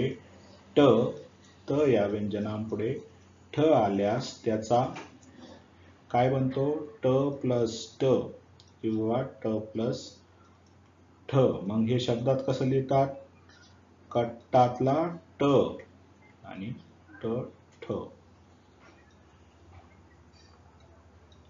हा एक नियम झाला मित्रांनो. मागचा एक ज झ चा नियम सांगितला, त्यानंतर ट ठ चा नियम सांगितला आहे. हे दोन्हीही नियम महत्वाचे आहे, लिहून घ्या. अजूनही तुम्हाला मी लक्षात देतोय, आपण फक्त त ची व्यंजन संधी बघत आहोत. पहिला नियम आपण बघितला, ज झ चा बघितला, ज ला ज आणि ज ला झ हा नियम बघितला. त्यानंतर ट ट चा नियम आता जस्ट बघितला, ट ला ट आणि ट ला ठ. त्यानंतर पुन्हा आणखी नियम एक बघू. बघा, स्लाइडवर घेऊ त्याची उदाहरणं. त च्या व्यंजन संधीची पुढची उदाहरणं बघा, तुम्ही लिहून घ्या, विग्रह करा. तल्लीन, तल्लीन नंतर आहे उल्लेख आणि त्यानंतर आहे उल्लंघन. बघा, यांचा विग्रह कसा होतो, तल्लीन, उल्लेख आणि उल्लंघन. तल्लीन शब्दाचा विग्रह होतो तत अधिक लीन. ततलीनचं पुढचं कॉम्बिनेशन काय आहे, त प्लस ल, परंतु शब्दात वापरलेला आहे ल ला ल. बघा, त पहिल्या शब्दातील शेवटचा वर्ण, दुसऱ्या शब्दातील पहिला वर्ण त आणि ल, परंतु शब्दात त न वापरता काय वापरला आहे, ल. हे कशाचं उदाहरण आहे, त च्या व्यंजन संधीचं. सेम उल्लेख वर या, उल्लेखचा विग्रह कसा आहे? उत अधिक लेख. उत अधिक लेख. कॉम्बिनेशन काय आहे? त प्लस ल, परंतु शब्दात काय वापरला आहे? ल ला ल, म्हणून हे देखील कशाचं उदाहरण आहे? कशाचं उदाहरण आहे मित्रांनो? त च्या व्यंजन संधीचं उदाहरण आहे. इथे देखील एक नियम बनतो, जसा ज झ चा बनला, ट ट चा बनला, तसा इथे देखील बनतो. पण एकदा आपण शब्द समजून घेऊ. उत प्लस लंघन. उत प्लस लंघन. बघा इथं देखील त प्लस ल चं बनतं कॉम्बिनेशन, पण शब्दात वापरला जातो ल ला ल. आणि हे देखील कशाचं उदाहरण आहे? त च्या व्यंजन संधीचं आहे. पण नियम काय बनतो? नियम बनतो त या वर्णासमोर, त या वर्णासमोर बघा ल आल्यास, त या वर्णासमोर ल आल्यास त चा काय होतो? त चा ल होतो. बघा त या वर्णासमोर ल आल्यास त्याचा त चा ल होतो, दुसरा ल तसाच, आणि त्याचा जो शब्दात वापर आपण काय करतो? ल. बघा नियम 1 by 1 मी सगळे समजून सांगत आहे. पहिला जो आपण बघितला ज ला ज, ज ला झ, हा पहिला ट च्या व्यंजन संधीतला. नंतर ट ला ट, ट ला ठ, हा दुसरा नियम. आता तिसरा बघितला ल ला ल. त्यांचं काय कॉम्बिनेशन आहे मित्रांनो ते देखील सांगितलं. तिन्ही नियम त च्या व्यंजन संधीमध्ये आहे. आपण आता आणखी त ची व्यंजन संधीच बघतो आहे. त्या त च्या व्यंजन संधीतला मित्रांनो चौथा नियम, त च्या व्यंजन संधीतला चौथा नियम बघू. त्याच्यासाठी उदाहरणा थ्रू समजून घेऊ. उदाहरण बघूया. मच्छर. सगळीकडे त येणे कन्फर्म आहे. यात हे उदाहरणं करावंच लागतील मित्रांनो, याच्याशिवाय संधी लक्षात येत नाही. संधीमध्ये जेवढे शब्दांची फोड विग्रह तुम्ही करण्यात परफेक्शन आणाल, तेवढे तुमचे परीक्षेला मार्क मिळण्याचे चान्सेस जास्त होतात. आलं लक्षात? बघा मच्छर शब्दाचा विग्रह केला, मत अधिक शर, शर आहे इथं. आणि सतशील शब्दाचा विग्रह सत अधिक शील असा आहे. बघा पुन्हा ते याच्यातलं कॉम्बिनेशन काय आहे? त प्लस अ आहे, सॉरी त प्लस श आहे, आणि इथेही देखील त प्लस श आहे. मग नियम काय सांगतो मित्रांनो? हे त प्लस श आहे, त च झाला, काय झाला? च झाला. शब्दात काय वापरण्यात आला? च प्लस छ, च प्लस छ. हे असा विग्रह करायला तुम्ही शिका. असं लक्षात आल्यानंतर एकदा तुम्हाला पेपरला शब्द पाहिल्यानंतर उत्तर लगेच जमतात. त्यामुळे असा विग्रह करणं गरजेचं आहे. मच्छर शब्दाचा विग्रह केला, त्याच्यात त आणि श आहे. त च काय झालं मित्रांनो? च झाला. म्हणून इथं नियम असा बनतो, त या वर्णासमोर श आल्यास, त या वर्णासमोर श आल्यास त्याचा च आणि छ होतो. काय होतो? च आणि श होतो. म्हणजेच काय? श चा काय होतो? छ होतो, आणि त चा काय होतो? च होतो. हा नियम आहे. त्याची दोन उदाहरणं आहेत, मच्छर आणि सच्चिल. ही कशाची उदाहरणं आहेत? त ची व्यंजन संधीची उदाहरणं आहेत. आणखी दोन उदाहरणं इथं शेजारीच बघू. नियम थोडा वेगळा आहे, सॉरी नियम त्यांचा वेगळा आहे, परंतु इथं जागा आहे म्हणून इथंच ती उदाहरणं बघू आपण मित्रांनो. बघा पुढचं उदाहरण.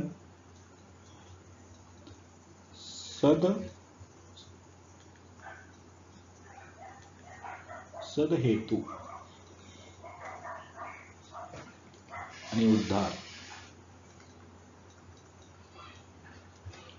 सद हेतू आणि उद्धार ही पुढची दोन उदाहरणं आहेत. सद हेतूचं हे बघा विग्रह कसा होतो? सत अधिक हेतू. सत हेतू मधला वर्ण बघा, पहिला त आहे, दुसरा ह आहे, परंतु शब्दात काय आहे वापरलेलं? द प्लस ह आहे. सेम. उद्धारचा विग्रह बघा, उत अधिक हार. शब्दात आपण काय वापरतो? त प्लस ह, त्याचा द आणि ह झाला. मग याच्यावरून काय नियम बनतो?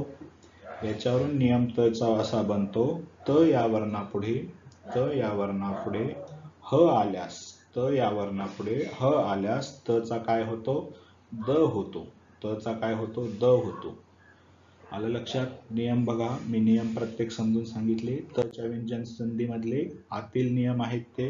तची व्यंजन संधी आपण बघतोय. पहिल्या याच्यात बघितलं आपण त या व्यंजनासमोर च, त या व्यंजनासमोर च किंवा छ आल्यास त या च चा काय होतो कॉम्बिनेशन, च प्लस च किंवा च प्लस छ होतो आणि तो शब्दात च ला च आणि च ला छ असा वापरला जातो. हा आहे नियम पहिला त ची व्यंजन संधी बघताना. त्यानंतर दुसरा नियम बघू, जो आपण मागे उदाहरणासह बघितला. त्यात काय बघितलं, त समोर ज आल्यास किंवा त समोर झ आल्यास त्या त चा काय होतो, ज होतो आणि ज पुढचा तसाच राहतो. त्यानंतर त्या दुसऱ्या त चा काय होऊ शकतो, ज प्लस झ होतो, जो की शब्दात काय वापरतात, ज ला ज, ज ला झ. हा त च्या व्यंजन संधी मधला दुसरा नियम बघितला. त्यानंतर तिसरा नियम बघा मित्रांनो. तिसरा नियम काय बघितला आपण, ट चा नियम बघितला. त या वर्णासमोर ट किंवा त या वर्णासमोर ठ आल्यास त्या त चा काय होतो, ट किंवा ठ होतो. बाकीची दोन व्यंजन तशीच लिहूया, ट आणि ठ. आणि ती शब्दात काय वापरतात, ट ला ट, ट ला ठ. त्यानंतर पुढचा नियम बघू त च्या व्यंजन संधीतला. त या वर्णासमोर, त या वर्णासमोर बघा चौथा नियम आहे, त या वर्णासमोर ल आल्यास त्याचा ल होतो, ल उरलेला तसंच आणि शब्दात तो काय वापरला जातो, ल ला ल. त्यानंतर पाचवा नियम बघितला आपण. पाचवा नियम काय आहे, त या वर्णासमोर श आल्यास त चा च, श चा छ होतो, जो आपण शब्दात च ला छ वापरतो. सहावा आणि शेवटचा नियम व्यंजन संधीतला, त च्या व्यंजन संधीतला मित्रांनो. त या वर्णासमोर ह आल्यास त चा द, ह चा ध होतो आणि शब्दात आपण तो द ला ध वापरतो. बघा पुन्हा एकदा, त ची व्यंजन संधी आहे, त ची व्यंजन संधी आणि त्यात आहेत हे 6 नियम, जे की मी तुम्हाला उदाहरणासह समजून सांगितली. त च्या व्यंजन संधीतली 6 नियम बघा. त ची व्यंजन संधी, त्यातील 6 नियम. तुम्हाला काय विचारतात, व्यंजन संधीचं उदाहरण विचारतात. व्यंजन संधीमध्ये वेगवेगळ्या संधी आहेत, त्यात आपण त ची व्यंजन संधी बघत आहोत. त्या त च्या व्यंजन संधीतले ही सब प्रकार 6 नियम आता मी समजून सांगितले. त सगळीकडे बघा एकदा, त सगळीकडे कॉमन आहे, त सगळीकडे कॉमन आहे. फक्त त समोर च छ आल्यास, ज झ आल्यास, ट ठ आल्यास, ल श स आल्यास त्याचं काय कॉम्बिनेशन बनतं आणि आपण ते शब्दात काय वापरतो. च छ, ज झ, ट ठ, ल ला ल, च छ आणि द ध. ही काय आहे मित्रांनो, ही त ची व्यंजन संधी आहे. आत्ताशी आपली त ची व्यंजन संधी संपली. आपण आतापर्यंत व्यंजन संधी बघितल्या. प्रथम व्यंजन संधी, तृतीय व्यंजन संधी, त्यानंतर बघितली अनुनासिक व्यंजन संधी आणि आत्ता जस्ट काय बघितली, त ची व्यंजन संधी बघितली. आता आपली याच्यातली कोणती व्यंजन संधी राहिलेली आहे मित्रांनो, म, न आणि र ह्या 4 व्यंजन संध्या राहिलेल्या आहेत. म, न, र आणि छ ह्या 4 व्यंजन संधी आपल्याला राहिलेल्या आहेत, ज्याची आपण आता पुढच्या व्यंजन संधी आता बघणार आहोत. चला तर सुरू करूया. पुढची व्यंजन संधी द्या हेडिंग, ज्यांना लिहून घ्यायचं त्यांनी पॉज करून लिहून घेत जा. पुढची व्यंजन संधी आहे म ची व्यंजन संधी.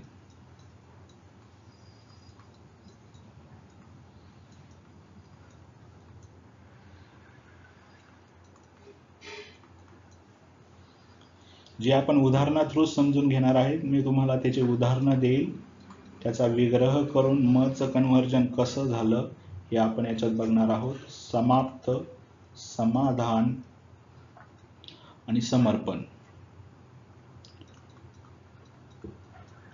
ही 3 उदाहरणं आपण म ची व्यंजन संधी समजून घेताना लक्षात घेऊ.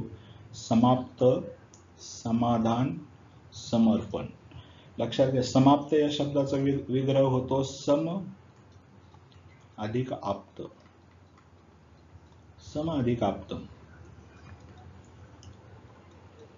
म प्लस आ जो शब्दात वापरलेला आहे मित्रांनो मा म्हणून हे काय आहे, म ची व्यंजन संधी, सम अधिक आप्त, म प्लस आ समाप्त, समाधान, सम अधिक आधान. आता तुम्हाला लक्षात येऊन गेलेला आहे विग्रह कसा करायचा, शेवटचा वर्ण पहिला वर्ण कसा ओळखायचा आणि त्याचा शब्दात उपयोग कसा करायचा, ज्याचा वापर आपण शब्दात करत आहोत. समाधान या शब्दाचा झालेला आहे सम अधिक आधान. त्याच्यानंतर बघा समर्पण, समर्पण या शब्दाचा विग्रह कसा होतो, सम अधिक अर्पण.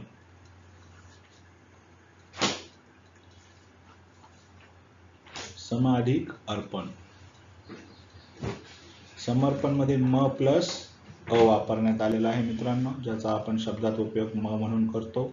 या तिन्ही उदाहरणात म ची व्यंजन संधी झालेली आहे. समाप्त, समाधान, समर्पण.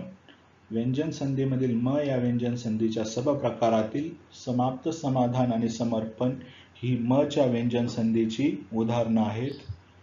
यावरून काय होतं, काय लक्षात होतं, म या व्यंजनांपुढे स्वर मिसळल्यास, म या व्यंजनात स्वर मिसळल्यास, बघा सगळीकडे स्वर आहे आ आणि अ, ही सगळीकडे स्वर मिसळलेले आहे. म या व्यंजनात स्वर मिसळल्यास तो स्वर जो आहे तो मागील व्यंजनात मिक्स होतो. हा स्वर मागील व्यंजनात मिक्स होतो. ही म च्या व्यंजन संधीची उदाहरणं आहेत. आणखी जर उदाहरणं तुम्हाला करायची असेल तर मी त्या उदाहरणाचं हे देतो, त्या उदाहरणं तुम्ही करून बघा. म च्या व्यंजन संधीची उदाहरणं आहेत संचय, त्यानंतर आहेत संगीत. यांचा विग्रह करा ते बघा, संकल्प. आणखी घ्या संकल्पानंतर संयोग,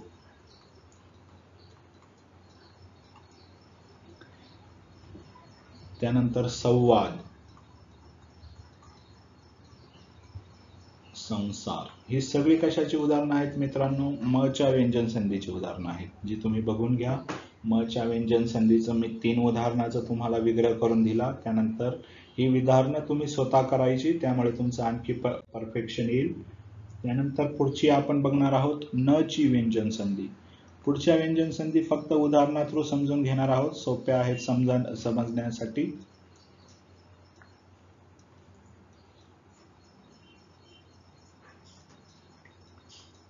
प्रत्येक व्यंजन संधीची 2-3 उदाहरणं बघू, म्हणजे तुम्हाला ती व्यंजन संधी पूर्णपणे लक्षात येईल. न ची व्यंजन संधी, न च्या व्यंजन संधीची उदाहरणं बघा. 2 उदाहरणं आपण बघू.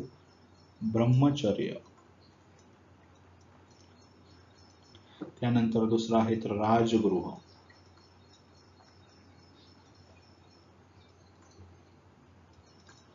ब्रह्मचर्य या शब्दाचा विग्रह बघा मग कसा होतो.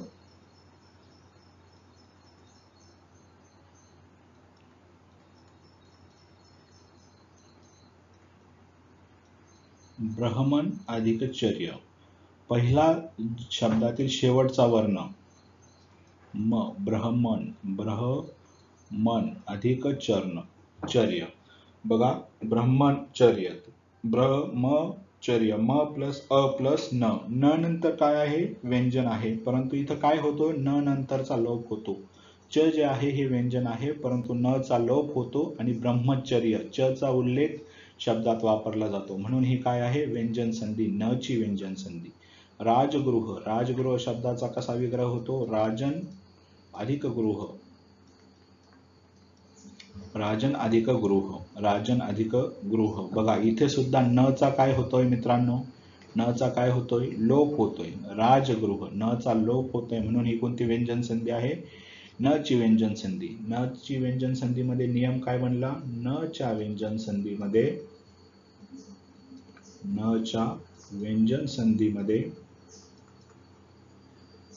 संधीमध्ये न चा काय होत आहे, लोप होत आहे. न चा लोप होतो. तिथं कोणती व्यंजन संधी असते, न ची व्यंजन संधी. आलं लक्षात. न च्या व्यंजन संधीची 2 उदाहरणं बघितली आपण. आपण व्यंजन संधी हा प्रकार बघत आहोत. प्रथम व्यंजन संधी, तृतीय व्यंजन संधी, अनुनासिक व्यंजन संधी, त ची व्यंजन संधी, म ची व्यंजन संधी, न ची व्यंजन संधी बघितली. आणि आता पुढची व्यंजन संधी दोन प्रकार राहिले. पुढची व्यंजन संधी आहेत र ची व्यंजन संधी.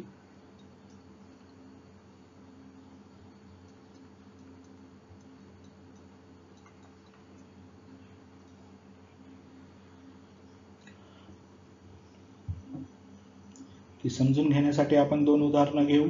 एक आहे दुराचार आणि दुसरा आहे निरक्षर.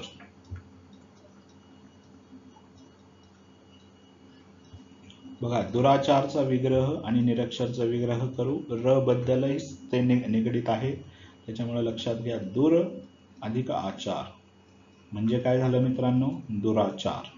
दूर अधिक आचार. पहिल्या शब्दातील शेवटचा वर्ण र, दुसऱ्यातला शेवटचा वर्ण आ. शब्दात वापरला काय गेला आहे? रा. दुराचार. निरक्षर. निरक्षरचा विग्रह कसा होईल? निर अधिक अक्षर. निर अधिक अक्षर, त्यात र आणि अ. शब्दात वापरला काय आहे? र.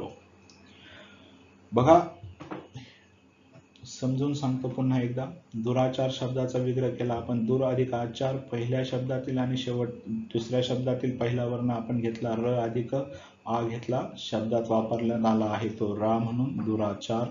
सेम निरक्षर, र आणि अ, पहिल्या शब्दातील शेवटचा वर्ण र, दुसऱ्यातील अ, आणि तो वापरण्यात आला आहे र म्हणून. यावरून काय लक्षात येते? र या पुढे कोणताही स्वर आल्यास, र पुढे आ आणि अ काय आहे? स्वर. र यापुढे कोणताही स्वर आल्यास तो र मध्ये जोडून त्याची संधी होते. तो र मध्ये जोडून त्याची संधी होते. म्हणजे ती कोणती आहे? र ची व्यंजन संधी. र च्या व्यंजन संधीची दोन उदाहरणं, दुराचार आणि निरक्षर. त्यानंतर शेवटच्या संधीच्या प्रकाराकडे येऊ. आता शेवटचा संधीचा प्रकार आहे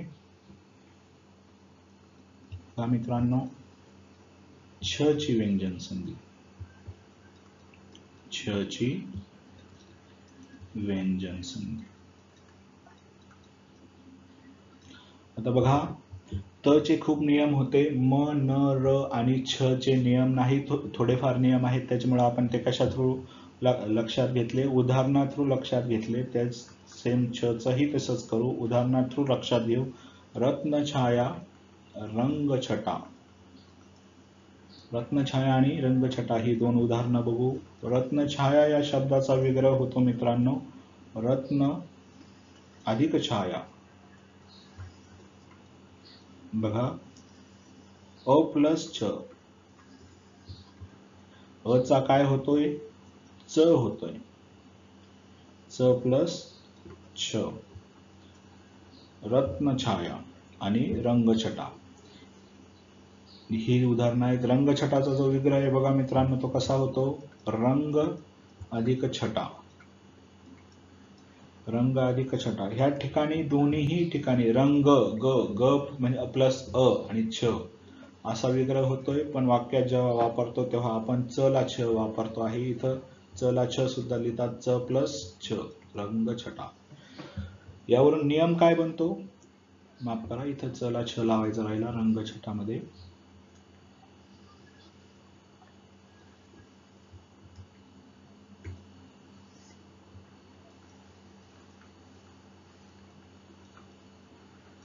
बघा, हा रंगछटा जो शब्द आहे तिथं च ला छ पाहिजे. पण काय होतं? छ च्या आधी ऱ्स्व स्वर आला तर त्याचा च छ होतो. काय होतो? छ च्या आधी कोणताही ऱ्स्व स्वर आला, छ च्या आधी कोणताही ऱ्स्व स्वर आला तरी त्याचा च चा छ होतो. च च्या आधी कोणताही ऱ्स्व स्वर आला तर त्याचा च चा छ होतो. म्हणून रत्नछाया आणि रंगछटा ही कशाची उदाहरणं आहेत? छ च्या व्यंजन संधीची. बघा, वन बाय वन आपण सर्व उदाहरणं बघितली. आपण बघत होतो व्यंजन संधी मित्रांनो, व्यंजन संधी बघत होतो. परत एकदा संपूर्ण लेक्चरचं रिवाइज करतो. व्यंजन संधी म्हणजे काय हे मी प्रस्तावनेत सांगितलं. त्यानंतर आपण व्यंजन संधीचे प्रकार बघितले. प्रथम व्यंजन संधी, तृतीय व्यंजन संधी अनुनासिक व्यंजन संधी आणि त्यानंतर बघितलं त, म, न, र आणि छ यांची व्यंजन संधी, ज्या त चे नियम जास्त होते, म, न, र, छ यांची व्यंजन संधी आपण उदाहरणा थ्रू लक्षात घेतली. तर ह्या लेक्चरमध्ये आपला व्यंजन संधी हा प्रकार संपलेला आहे मित्रांनो. पुढच्या लेक्चरमध्ये आपण विसर्ग संधी बघणार आहोत. ह्या लेक्चरमध्ये व्यंजन संधी संपला आहे. मागच्या लेक्चरमध्ये आपण स्वर संधी बघितलं. पुढचं लेक्चर हे फक्त विसर्ग संधीवर होईल. त्याआधी मित्रांनो, तुम्ही ह्या लेक्चरच्या शेवटपर्यंत आलात त्याबद्दल तुमच्या सगळ्यांचा धन्यवाद. तुम्हाला सगळ्यांना जर लेक्चर आवडलं असेल तर लाईक करायला विसरू नका, त्याच्यामुळे मलाही मोटिवेशन भेटतं. मीही अशा प्रकारची लेक्चर पोस्ट करत जाईल. आणि सबस्क्राईब करत राहा. ही जी आपली तुम्ही जे मराठी व्याकरणाचा अभ्यास करत आहात त्या व्याकरणाच्या अभ्यासाचा आता मी टॉपिक वाईज शिकवत आहे. तुम्ही पोलीस भरती, तलाठी वेगवेगळ्या एक्झामचा जर अभ्यास करत असाल, तिथे जे मराठी व्याकरण आहे, जो पेपर जवळ येईल मित्रांनो त्याची मी मॅरेथॉन बॅच पेपर जवळ आल्यानंतर घेणार आहे. मॅरेथॉन बॅच किंवा फास्ट ट्रॅकमध्ये आपण त्याचं रिव्हिजन घेणार. एकाच दिवसात संपूर्ण व्याकरण मी तुम्हाला रिव्हाइज करून देणार. त्यासाठी तुम्ही ह्या चॅनलला सबस्क्राईब असणं गरजेचं आहे. ते लाईक करा, आपल्या मित्रांनाही शेअर करा जे त्यांची तयारी करतात. कुठलाही चार्ज न घेता फ्री बेसिसवर हे लेक्चर मी अपलोड करत आहे मित्रांनो.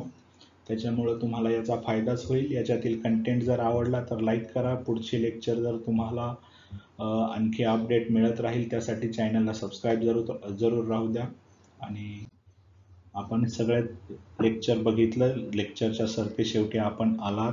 व्यवस्थित अभ्यास करा, नोट्स लिहून राहू द्या. त्या हिशोबाने तुमच्या सगळ्यांचं पुन्हा एकदा थँक्यू. पुन्हा भेटूया पुढच्या लेक्चरमध्ये, ज्या लेक्चरचं नाव आहे विसर्ग संधी. तोपर्यंत आनंदी राहा, अभ्यास करत राहा.